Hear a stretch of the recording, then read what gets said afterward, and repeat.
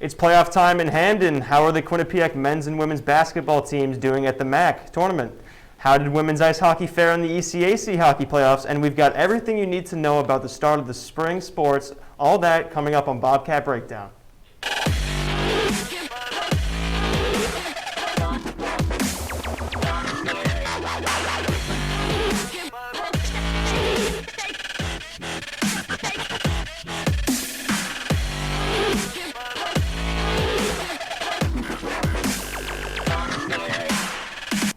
Good evening and welcome to Bobcat Breakdown. My name is Ryan Raggio. Tonight I'm joined by two of Q30's finest, Jonathan Banks and Jack Main, who are ready to debate. Guys, how are you doing tonight? Don't know about you, Banks. I boned all day for this debate. You boned all day? What does that mean? I just studied my butt off ready to debate one of the greatest of all time tonight. That's all. I appreciate that. Everyone, go to the dictionary, type in boned, and let me know if that means studied hard. Thank you, everyone. Well, kicking things off with the women's basketball team, going into the final 4 games of the season, they were riding a 4-game win streak. The Bobcats finished out the season 2-2, splitting each of their 2-game sets with Siena and Niagara, ending on a loss in the last game of the season. So, Jack, does it worry you that they end the season 2-2 rather than ending on a high note with a win? Yeah, of course it bothers me that they ended 2-2 instead of, going 4-0, right? Yeah, but it's at the same time, it's Trisha Fabry. She's been in this position before. She's been the underdog. There's a lot of times, and especially in the last 6 seasons, where they've been, the overwhelming favorite. This year, they have a little bit of that underdog mentality to them. It comes down on their ability to finish. In the last 2 games, they really weren't able to do that. McDowee is missing free throws at the charity stripe that would have closed out the game for the Bobcats. For me, for the Quinnipiac women's basketball team, if they want to be successful, come MAC tourney time tomorrow night, Wednesday, they need to run their offense through Rose Caverly and Michaela Morris. Michaela Morris, one of the best rebounders in the MAC and one of the best rookies in the MAC just a year ago. So they got to run that offense through Rose. Rose is a sharp shooter from the field. She's one of the best three-point shooters on this team. She actually is the best three-point shooter on this team. As long as McDowee decides to facilitate and not take too many contested shots, they will be just fine in Atlantic City. Look, Jack, I agree with all your points, but to me, that is telling me that I shouldn't be worried at all. Like you said, Trisha Fabry, she's been there before. I couldn't be less worried about them. Yes, like you said, you'd rather have the team be 4-0. They ended 2-2. But what have they done before that? They won 4 straight games, and they lost a game. You guys saw the graphic come up about Quinnipiac's last 4 games. You saw 2 losses in there before that second loss, 4 straight wins before that, and that 1 loss was in overtime. Their team, they can play a complete game. They have got the job done. All of the players that you mentioned, they have been there before this season. They do have some veteran leadership throughout the team. I agree with the fact that, you'd rather them go 4-0. Of course, who wouldn't? But they went 2-2. I couldn't be less worried about them because they have the coaching staff that's experienced. They've been there before. And they have 2 really good players and a really good third key piece to get the job done. My only problem with them is really going to be, can they control the turnover game? Because in the last 3 games, they had an assist-to-turnover ratio below 1. That's not great. All other games this season, at their peak, they were above 1.7 on the assist-to-turnover ratio. That's really where they need to be if they're going to be elite in this MAC tournament. Fair points made. Moving over to the other side of the hardwood, the men's basketball team played in Iona today in the first round of the MAC tournament in Atlantic City. Men's basketball reporters John Surratt and Ross Meglin have more on the game.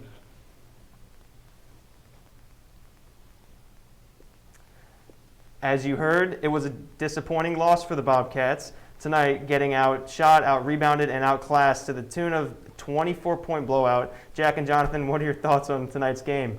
Well, Ryan, we had some technical difficulties on that video. So what I'm going to do is I'm going to take that 2-minute buffer we had in for the package. Hopefully you get that a little later. And I'm going to tell you what Ross and John were going to say. And what they were going to talk about is this is a team here. They played against Iona. They're playing against Rick Pitino. We talk about Rick Pitino and what he's done before at Louisville and at other schools. This is a coach that, allegations aside, knows what it takes to win and knows how to get the job done. And his players showed that. Iona is a team that usually comes out of the MAC in the NCAA tournament. They beat Quinnipiac in every aspect of that game. It just looked like a Bobcat team that was inexperienced, and that's shown on senior day. Jacob Rigoni and Jack Higgins, the only 2 seniors there. It just shows that this team has some growth to do. I believe 4 of their 5 scorers are underclassmen for the Bobcats, so they have a ways to go. But this is elimination basketball. This is knockout basketball. If you will, this is March. So it just showed that experience matters, depth matters, and the ability to put the basketball in the basket matters. A bad time for the Bobcats to not get to 50. Yeah, and I was able to catch up with Baker following the game today, and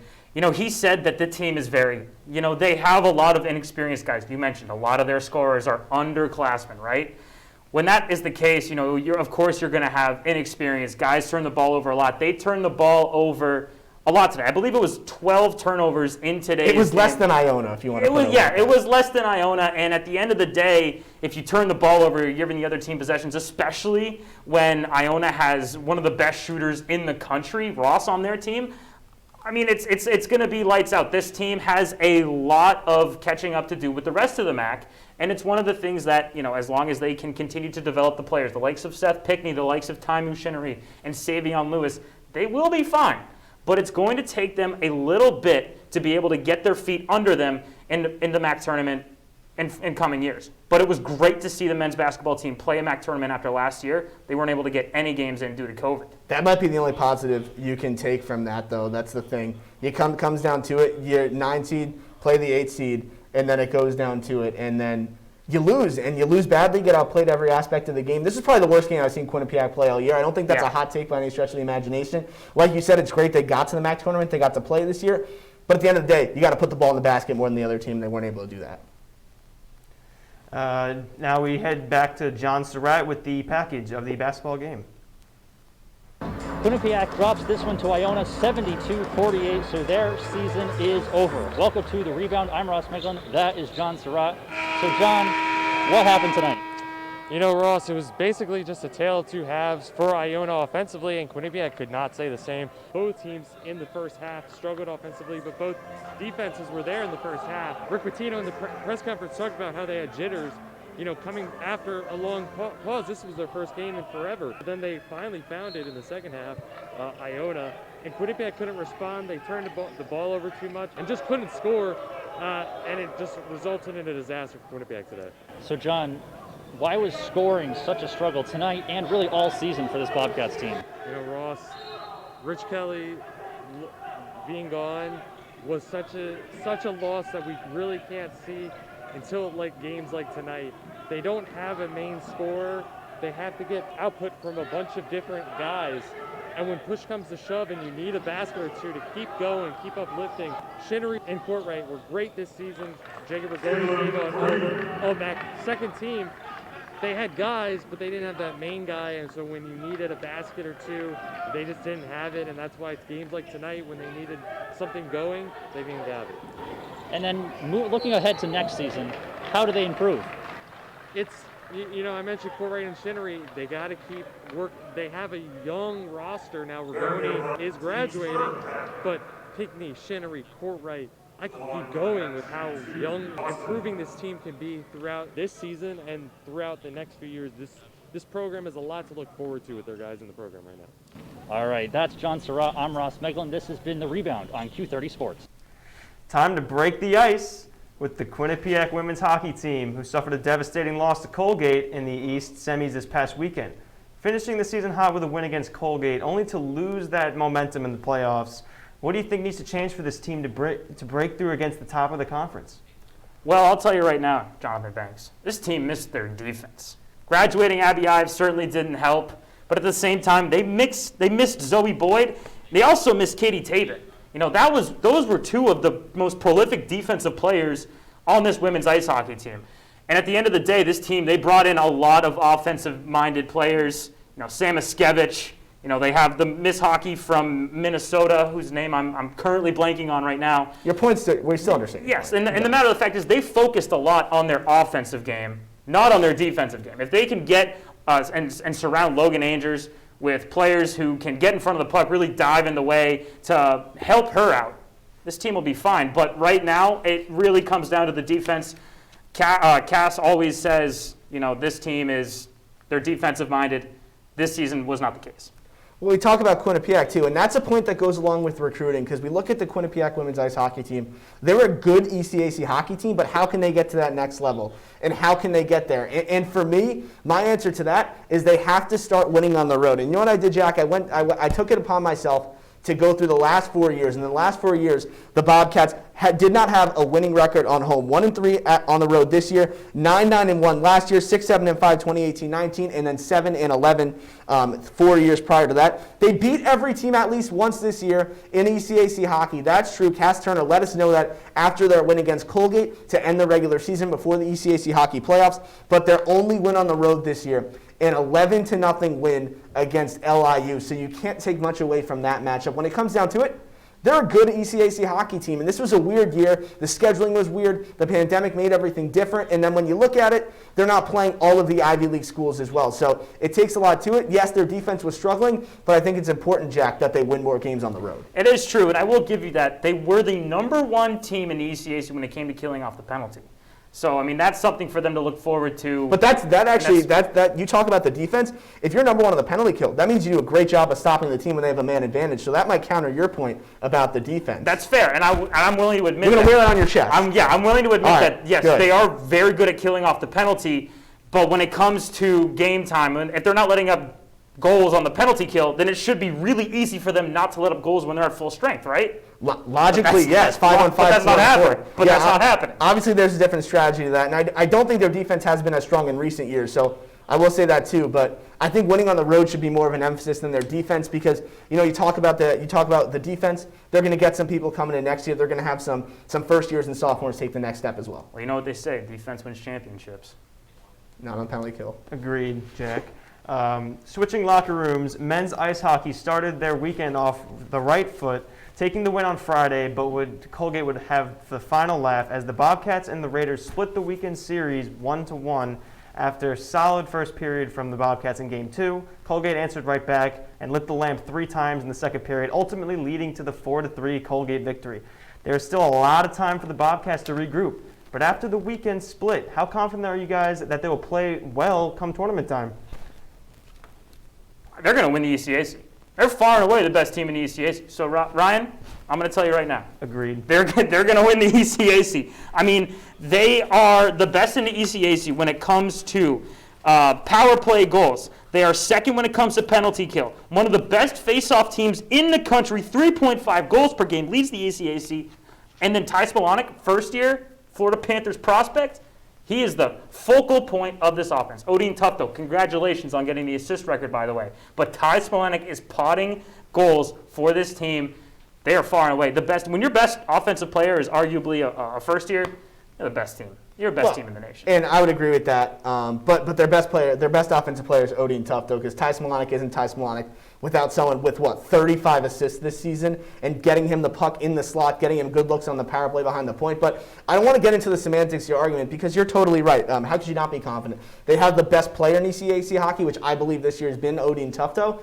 And they have the best goaltender in ECAC hockey this year, which has been Keith Petrozelli. And I don't understand what the talk is about a disappointing weekend split for the Bobcats because they played a team that they hadn't lost to 6 times in a row, and they lost 4-3 in a game when they had absolutely nothing to play for. They already won the Cleary Cup. They're already champions of the ACAC hockey in the regular season. So when it comes down to it, I don't think this was a disappointing loss at all. They lost 4-3 in a game where they'd beaten a team 6 times already, and that they're not going to play again for the rest of the season until next week, obviously. But when you think about it, not a disappointing loss, but couldn't be more confident. Doesn't really matter to me what happens. We're going to step aside for a few minutes, but stay with us after the break. We're talking all things spring sports. Don't go anywhere.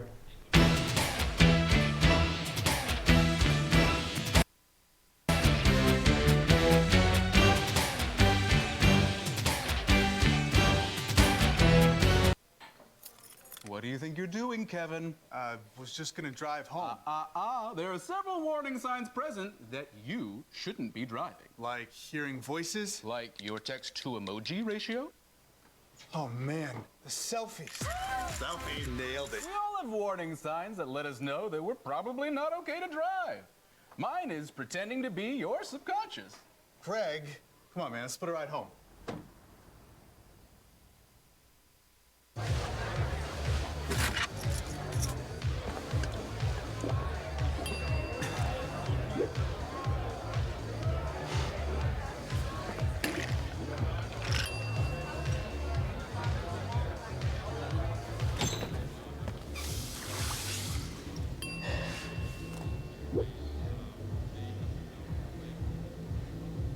If you need to do something to feel okay to drive, you're not okay to drive. Don't drive buzzed.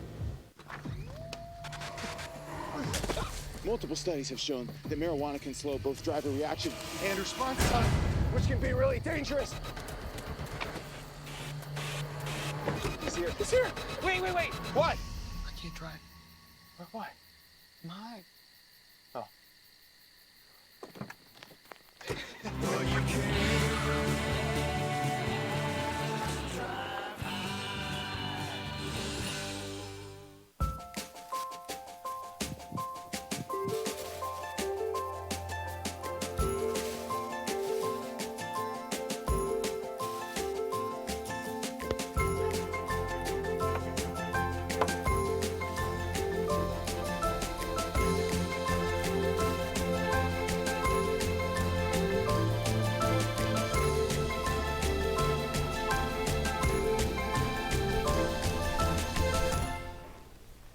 Welcome back to Bobcat Breakdown. Spring and fall sports are upon us here in Hamden. And following a big first win to kick off the season for the Quinnipiac field hockey team, they look to have their first over 500 season since 2013. Taking into account the smaller team pool on the schedule this year, is this the year to be optimistic, or is it a repeat of the last 7 seasons? Jonathan, let's start with you. All right, Jack, we're going to start with me That's fine. on this. And we were talking before the break, and Jack was like, I'll go first for field hockey, but, Ryan makes the rules around here. But for the field hockey team, they haven't finished above 500 since 2013. But this is where you really have to look at it because, yes, Quinnipiac has talked about making the jump in the Big East, but guess who they play in the Big East? They play UConn. And UConn, the national champs in 2017. With all due respect, that is 4 straight losses right there. They've never lost in Big East field hockey, to my knowledge. So can you win 6 of 8 games against Providence, Villanova, and Old Dominion to get to 500? Jack, I think that's a tough ask because Quinnipiac, you can argue they're pretty even with those teams, and it was a good win against Providence. It was a hard-fought win against Providence, but I don't think they're going to beat Villanova, Old Dominion, and Providence 6 out of the 8 times they play them. That's tough. I think they'll split half of those games. I'll give them that because they are a team that is nurturing and growing in the Big East. They haven't played a lot of Big East field hockey in recent years or played good Big East field hockey in recent years. I expect to step up, so I'll say, you know what? They'll win half of those games against teams that are equal to them. So that would be roughly 4-12 for the Bobcats, which isn't a great start. With all due respect, though, you're not going to beat UConn. That's 4 losses there. So I think they'll split that in half. Well, you're never going to guess who I got to sit down with before the show and go over the entire field hockey schedule. It is our very own women's field hockey beat reporter, Izzy Agricola. She outlined for me. I thought she was the fashion coordinator for Q30. All right, so she can do multiple things, right? Versatility. Exactly. Well, she told me exactly which games the field hockey team will win and they will not win. You're right. They're not going to beat UConn. UConn's number 4 team in the country last year, right? But otherwise than that, they'll split against Providence. They beat Villanova once last year, but still not enough. And the pool is just too small and the talent is just too great. And this field hockey team, they have not been great in recent years. I remember last year, Becca Main got her 199th career win and then lost 8 straight games before finally beating Brown for her 200th win in the rain. I just think that this team, they just have too many questions that need to be answered before they go 500. All right, well, moving on to the lacrosse field, the Quinnipiac men's lacrosse team dropped their first game to St. Bonaventure this past week. However, Jake Tomsic recorded 2 of the 6 goals scored by Quinnipiac. Both Tomsic and junior Will Abbott were named to the MAC preseason team. So, Jack, which guy will have the bigger impact this year? Short and sweet, I really think that it's a toss-up. It's really tough. They're 1 and they're 2. They're peanut butter and they're jelly. Will and Jake, they're 2 of the best guys that this roster has. And they're 2, Will's a junior. I know Jake's a senior, right? So last year, Jake was 1 in goals scored. Will was 2. And Will made some highlight reel type plays that made it onto SportsCenter and were definitely the highlights of some sports pauses here at Q30. At the end of the day, though, you see that they got very similar goals, very similar assist numbers. Jake, a little bit higher than him. Those goal and assist numbers don't look that similar to me. All right, well, what's 48 minus 31? Dude, you're making me do math. Because I'm a communications major. I don't know. It looks like a big gap. Okay, look, the difference is 10 assists, 22 goals. But Will's younger, so he has more to offer to this program. Jake's a senior, right? He's a year younger. That's why for me. And I'll let you finish too after. No, it's fine. I've made my point. It's a toss-up. They're 1 and they're 2. I think Jake definitely has the edge. but Will is on his heels. Okay, so you did a toss-up, so with all due respect, I'm going to answer the question. And I'm going to say it's going to be Jake Tomsick here, because when it comes down to it, I keep saying when it comes down to it a lot on the show, but that's what it comes down to. Jake Tomsick is the only answer here. Coming into the year when they played 6 games, he was the co-MAC preseason player of the year. I think he's a top 3 player in the conference behind Manuzak and Joe Tierney. That's a Marist and Detroit Mercy. He led the team in points and assists last year, tied in first in goals. He scored in every game. That's your senior leader right there, and Will Abbott too. And I get what Jack was saying about the toss-up, because they are both really good players. They're both on the all preseason team for the MAC. Tomsick in attack, Will Abbott, I believe, in midfield. They're both really good players. So I get why it's a toss-up, but for me, this is Jake Tomsick's era. This is his last year. More impactful for the team. That's what Jake Tomsick's going to be. It's his last year. It was cut due to COVID, and he's got something to prove. So for me, he's my guy over here over Will Abbott, but 2 very good players. So I get where you're going with the toss-up. Point Banks. But switching gears to the Quinnipiac women's hockey lacrosse team, they haven't been above 500 since 2012 and haven't won more than 5 games since 2013. After starting off this season 0-2, gents, is this the year that the team finally breaks out of the rut? Again, I really can't say that it is the year that they break out of the rut. They've already let up 27 goals this year, Jonathan. They're being outscored in ground balls, and they are able to clear on 80.5% on their clearing, but you can see their records up there. I mean, last year's season cut short to COVID, but just nothing. It was almost 500, though. We'll give them that. Yeah, well, but they're still playing out of conference, though, right? Yeah, so, I they mean, were. you get back into the MAC, and things can really change on you in a second. So, it's for me again. Too many questions. Already 0-2 to start this year. Not off on a good foot. Look, they were voted 8th in the coaches poll. I'm going to agree with you. There's a lot of parity in there. Niagara, Manhattan, Canisius, and Iona. But their first 2 games allowed 13 goals and 14 goals. I believe that was to Fairfield. You know, that's going to be tough to beat teams if you're giving up 13 and 14 goals. And the coaches voted them 8th in the coaches poll. I'll concede to redundancy with them. As we've seen throughout the night, you both are men of hot takes. So before we go to our last break, give me one hot take about Quinnipiac team playing this spring. All right, I'll give you a hot take first, and this is going to go to the volleyball team. And my hot take, if you will, is that they will finish second and they will win the MAC tournament. Now, this is a hot take. That doesn't mean I necessarily believe it will be true. They were the 6th seed last year going into the MAC playoffs. Then they got to the championship. They lost to Fairfield, but they have Maggie Baker. I believe she had 19 kills in game 1 today against Manhattan. You have Gabby Horman and you have Morgan Sherwin. That's a really good trio, as strong as any. But you look at Fairfield, for example, 17-1 in the conference last year. You're not going to beat them in the regular season. I'm going to pick them in a one-off when it matters. Give me Quinnipiac to increase their total from 8 wins to 11-12. Canisius, Ryder, Marist, Niagara. I think they can get the job done there. As you see the spring hot takes there with Kyle Robinson, look at those stats. That looks like a team that is ready to go and finish second in the regular season, not first, but get back to the championship and win. I really like what Kyle Robinson's doing with that era. Well, Jonathan, your hot take is not hot because they were in the championship. They were the 6th seed going into the but regular season. But they were in the championship. It was a fairy tale run. How are you going to tell me right now that that's a hot take? I'm going to give you a hot take. Well, they lost some important players. But go ahead, give me your hot take. Okay, my hot take, women's soccer. You kidding me? Megan Phillips leading this team to a MAC championship? I don't care about Monmouth. I care about the young guns of this women's soccer team. Olivia Scott, Megan Phillips, and first year Rebecca Cook already turning heads of head coach Dave Clark, who said after today's 3-1 win against Marist, this team is going to score a lot more goals this season because of this first year Rebecca Cook. How many coaches will you say coming into a season, take Baker Dunleavy, take Cass Turner, take Rand Pecknold, say that a first year has the opportunity to lead a team in scoring? Literally all of them if they play well the game they're doing the press conference. I wouldn't be able to tell you that. She's a good player. I don't want to get into that, but every coach will applaud and rise up their player after a game like that. I do want to ask you this, though, because, Jack, this is a hot take. This take is hotter than mine. I will say that. How many conference games has Monmouth lost since they entered the MAC in women's soccer? Do you know that answer? I honestly can't tell you. Because the answer is 1, and I think it goes back all the way to 2010, 2011. So it is a hot take. It's a scorching hot take, to be honest, because this Monmouth team, they never lose. And Quinnipiac's last win against them in double overtime in 2015. So while it's a hot take, your take's hotter than mine, but I think my take is way more likely to happen.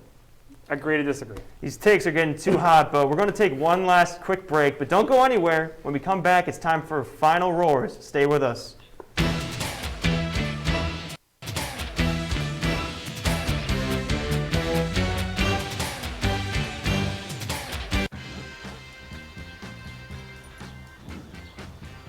we adopt a shelter pet, we discover they're a unique mix of all kinds of things. Come on, Jules, spot me on this last one. There it is.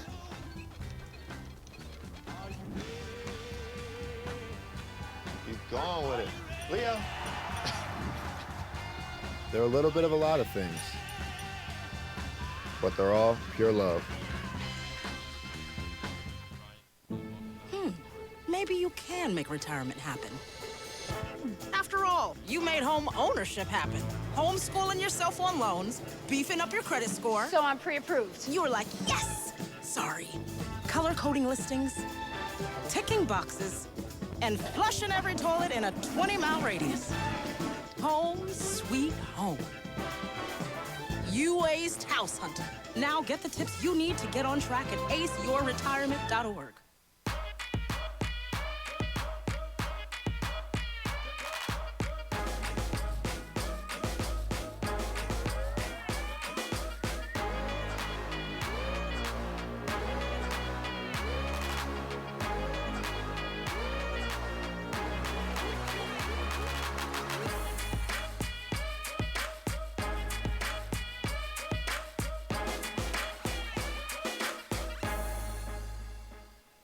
I know what you're thinking. I need a job. I need a new career. Well, I've been there. I've been there. I've been there. I wasn't happy with what I was doing. After high school, I didn't have a plan. I just wanted to start working. I got laid off twice, but you gotta keep going. You just need the right skills. Find an apprenticeship. I found a 2-year IT program. I found a medical course online. I'm now a consultant in the tech space. You have more options than you think. You can do this. You will find something. You will find something new. Welcome back. The time has finally come. Let's get to our final roars. Jonathan, start us off. Yes, sir. The NCAA tournament doesn't have the best 68 teams in the country involved, and that's what we love about it. The upset stories, the coming from behind stories, the up against the wall and kicking through it stories. For mid-major schools like Quinnipiac, their conference tournaments resemble hope, an opportunity, and a chance to dream. I'm not saying the chance for mid-majors to capture the imagination of the college basketball world should take away from the pandemic we are up against, or take away from the fight for social justice, because we have learned better than that by now. But that still gives us a chance to feel something. It still gives us a chance to feel pride in where we associate, to feel the ecstasy of accomplishment, and to believe in anything we can set our mind to. We can come out the other end of that, of course. Wins and losses aren't everything, and they shouldn't be a distraction to more important issues, as I just touched on, but we can still acknowledge the sacrifice and the beauty in them as players, media, and fans alike. The tournament this year will have a different feel to it. It'll take place in Bubbleville in Indiana, but that does not take away from the story to get there, and the games won't change for me, just a storyteller who always roots for the best story. 5 times a week, we at Q30 put on live broadcasts for anyone to tune into around the world. And while you see the finished product on your computer or television screens, it's the countless meetings, beat reporting, editing, and producing that makes all of this possible. While the support from my parents has been awesome, hi Mom, it's been the continued support from the Quinnipiac student media alumni that makes us feel like we are on the right path at the start of our young journalism careers. Former Bobcats like Brian Schwartz, MJ Baird, Brooke Riley, Maury Hirsch-Gordon, and the Robinson twins give their support to us on social media and in department meetings constantly, giving us advice on how to better ourselves as young journalists. But tonight I want to flip the script. If it weren't for all those names I just mentioned, I wouldn't nearly be the young journalist that I credit myself to be today. Going to a mid-major Division I school often feels like we're a small fish in a big pond. But the support from our former peers, and maybe one day our colleagues of us in student media, makes us feel like the grind is all worth the long hours and tough circumstances. The 2 keys that will unlock the door to the ECAC title for the Quinnipiac men's ice hockey team are Odin Tufto and Keith Petruzzelli. Tufto has been a premier playmaker for the Bobcats this season in every sense of the word. He's been able to consistently dish out passes to his teammates, who always seem to find the back of the net. You can call him the apple picker because he leads the ECAC hockey in assists with 38 and points with 44. Not only is he an assist machine, he's also great in the faceoff circle, having a faceoff win percentage above 65%. It is an understatement to say that Odin Tufto is their #1 offensive generator. His partner and fellow senior Keith Petruzzelli has been having a career year. Career lows in goals allowed, goals against, and save percentage. He is the backbone of the Bobcats and a big reason why this team is ranked number 12 in the country. Opposing teams have had a lot of trouble getting it past Petrozelli, as seen in his 3-game shutout streak mid-season. Petrozelli leads ECAC hockey in almost every statistical category this season and isn't showing any signs of slippage, in both Odin Tufto and Keith Petrozelli are at the top of their game. Come playoff time, I think that the 2020-2021 ECAC hockey champions will be your Quinnipiac Bobcats. That's all the time we have for tonight. Thank you for tuning in. Make sure you check us out online, Q30TV.com and QBSN.com. You can find us on social media at Q30TV at QBSN. You can also now find us on the Q30TV app, available for download. For Jonathan, Jack, and everyone behind the scenes, I'm Ryan Raggio. Have a great night.